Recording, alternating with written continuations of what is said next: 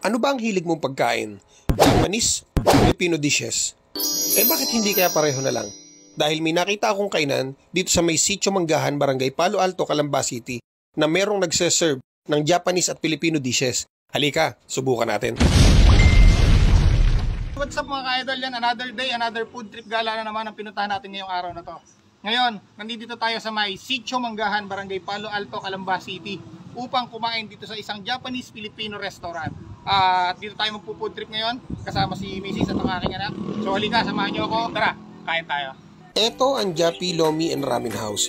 At pag nakita mo ang Camellia Homes dito sa may Sitio Manggahan, makikita mo na agad sa kabilang side na to ang kanilang pwesto ng kainan. At pagpasok mo sa loob, ito yung sinasabi ko sa inyong Japanese at Filipino vibes. Sino ba naman ang hindi marerelax pag kumain ka dito sa mga kubo-kubo na ginawa nilang kainan? Diba napakaganda ng ambience? At ito yung ibang mga bestseller nilang menu at ito pa yung ibang menu nila. Gusto nyo makita? Halika, montage natin yan.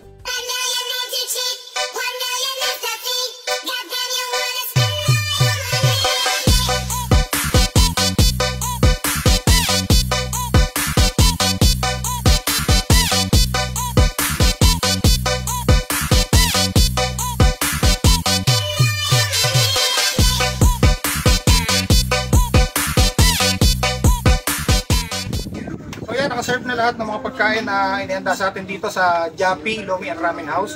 So meron tayo ditong pork sisig, meron tayong gyudon rice bowl, meron din tayo ditong chicken katsu, pork katsu, itong kanilang lomi, saka itong kanilang tantan men ramen. So ano pa natin? Tara, kain tayo. Pork sisig. Cheers.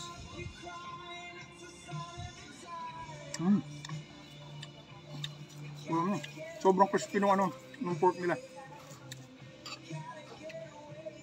Panalo din yung anghang. Gyudon rice bowl, cheese. Sarap. Para kung nasa Japan. Chicken katsu. Try natin with dip. Ito, meron din silang dip dito.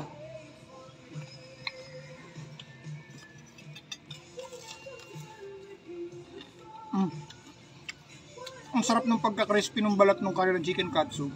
Then, yung pagka-meaty flavor sa loob, panalo.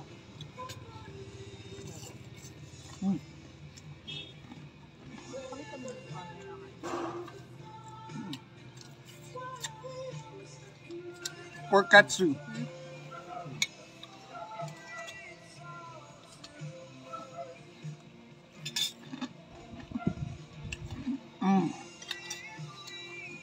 Grabe. Wala akong masabi sa mga menu nila dito. Panalo lahat. So dahil ano to, Japanese-Filipino restaurant. Ito, yung Filipino style natin ng lomi. Meron chicharon, may kikiam, may Shanghai, meron ding katsu, may atay, may itlog. So tikman natin.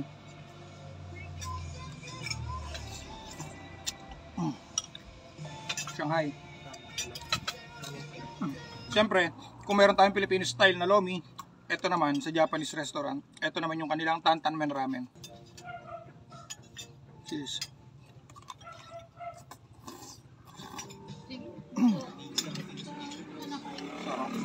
O ano, nagutom ka din ba? So wag ka nang magdalawang isip, subukan mo na at itry ang mga Japanese at Filipino menu dito sa Japi Lomi and Ramen House. At nang masubukan nyo kung gano'ng kasarap ang mga pagkain tinaray ko dito at malaman nyo na talaga namang worth it at quality foods ang pwede nyo matikman dito.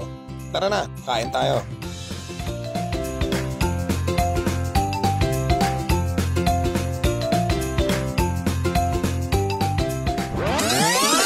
Oops, teka, syempre hindi pwedeng mawala dyan ang ating Filipino style halo-halo. Tara, tikman natin to.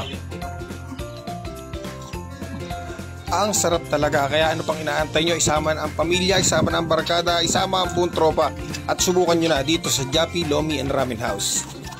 Kasama natin ang isa sa may-ari ng Japi Lomi and Ramen House dito sa may Barangay Palo Alto. Si Sir Lloyd, sir, maraming salamat sa pag-invite sa amin dito.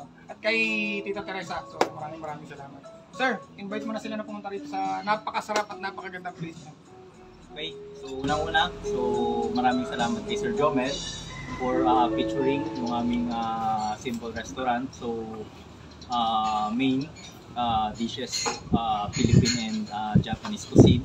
It's a combination of Philippine and Japanese menu.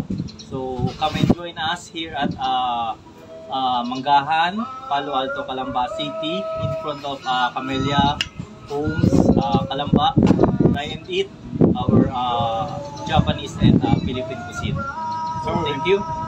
So yan dito lang kayo makakakain ng pinagsama na. Nandito na ang Japanese na favorite nyong pagkain at ang mga Filipino dishes na gusto nyong kainin. So dito lang yan sa Jappy Lomi and Ramen House. So ano pang inaantay nyo mga ka-idol? Punta na kayo dito ngayon. Sugurin nyo na. Tara, kain tayo.